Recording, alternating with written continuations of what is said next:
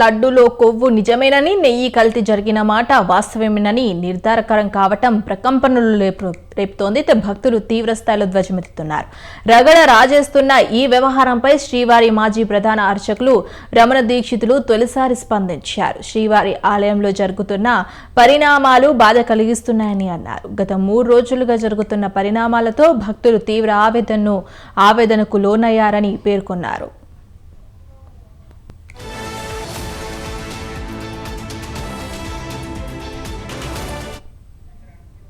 అన్నం పెట్టే దేవుడికి రుచిగా శుచిగా నివేదనలు పెట్టాలి. నైవేద్యంలో కల్తీ జరగటం బాధాకరమని చెప్పారు. స్వామివారికి సరైన రీతిలో నివేదనలు జరగటం లేదన్నారు. ఇవన్నీ చూసే పాపం మనం చేశామా అని బాధ కలుగుతోందని ఆవేదన వ్యక్తం చేశారు. గతంలో చాలాసార్లు టీటీడీ చైర్మన్ ఈఓ దృష్టికి తీసుకెళ్లాడని చెప్పారు. గత కొద్ది సంవత్సరాలుగా ఒంటరి పోరాటం చేస్తున్నానని, గత 5 సంవత్సరాలు తిరుమలలో మహాపాపం జరిగిందని అన్నారు. నెయ్యిలో కొవ్వు పదార్థాలు కలవటం వల్ల అపచారం జరిగిందని చెప్పారు. సీఎం చంద్రబాబు ఆదేశాలతో తిరుమలలో ప్రక్షాళన జరుగుతోందని రమణ దీక్షితులు అన్నారు.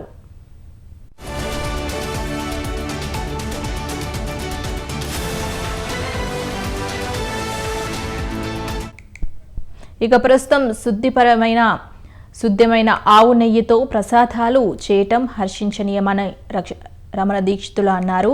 గమనం పైన పట్టు ఉన్న వారికి స్వామివారి సేవ చేసే అవకాశాన్ని సీఎం కల్పించారని కోరారు.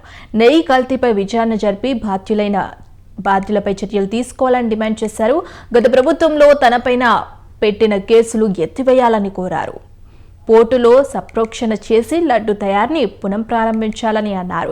ప్రస్తుత ఆగమన కమిటీ ఉద్యోగులతో భర్తీ చేశారని, వాళ్ళు ఎలాంటి నిర్ణయాలు అమలు చేయలేరని రమణ దీక్షితులు చెప్పారు.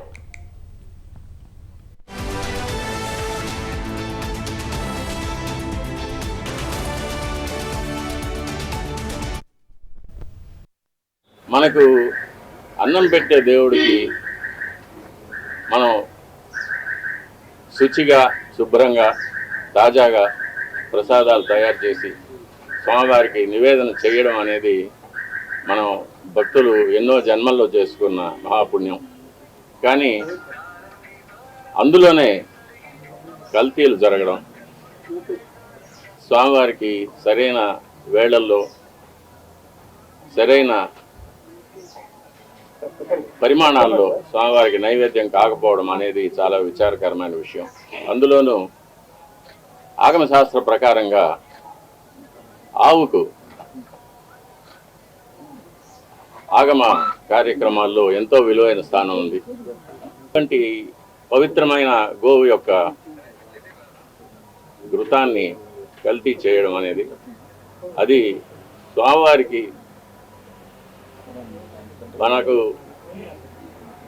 జీవితాన్ని ఇచ్చే స్వామివారికి ఇటువంటి అపచారం జరగడం అనేది చాలా విచారకరమైన విషయం. ఇవన్నీ చూసే పాపం కూడా మనం చేశామా అనిపిస్తుంది ఒక్కొక్కసారి. దీన్ని ఎన్నోసార్లు అప్పటి ఈఓ గారికి చైర్మన్ గారికి దృష్టికి తీసుకెళ్ళి ఇలా ప్రసాదాల నాణ్యత సరిగ్గా లేదు, ముందులాగా లేదు, ప్రసాదాల పరిమాణాలు స్వామివారికి సరిగ్గా నివేదన కావడం లేదు, సరైన ఆగమ ఉక్తమైన కాలాల్లో స్వామివారికి నైవేద్యాలు జరగడం లేదని ఎన్నోసార్లు దృష్టికి తీసుకెళ్ళాం. కానీ లాభం లేకపోయింది. దీనికి మరొక కారణం నాది ఒంటరి పోరాటం అయిపోయింది. నాకు ఈ విషయాల్లో సహకరించేదానికి నా తోటి అర్చకులు ఎవరూ కూడా వారి వారి వ్యక్తిగత కారణాల వల్ల ముందుకు రాలేదు. ప్రధాన పరిచారకులైన వాళ్ళు రాలేదు. కాబట్టి ఇది ఈ 5 ఏళ్ళు నిరభ్యంతరంగా ఈ మహాపాపం జరిగిపోయింది. ఒక సైంటిస్ట్గా